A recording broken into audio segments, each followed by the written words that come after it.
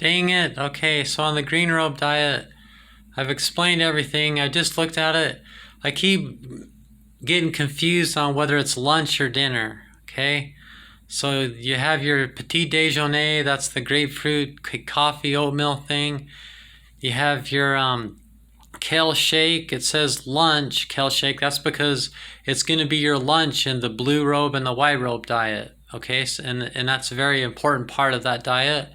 But your everything's building into it. So for the green robe diet, it's what you're having for your break. So it says lunch, but really it just means your first break at work, or around that same time if you don't go to work that day.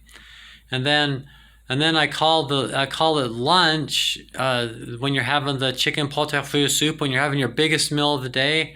Sometimes I keep calling it lunch. It's because I used to live in Spain, and so they call that your lunch, because it's just different there. You have like a 2-hour lunch at work and blah blah blah.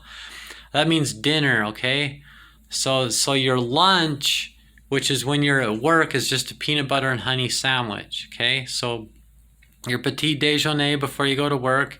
Then when you're at work or around that same time, if you're at home, you have your kale shake, a couple hours after that, 2 or 3 hours after your breakfast. And then 2 or 3 hours after that, you have your peanut butter and honey sandwich.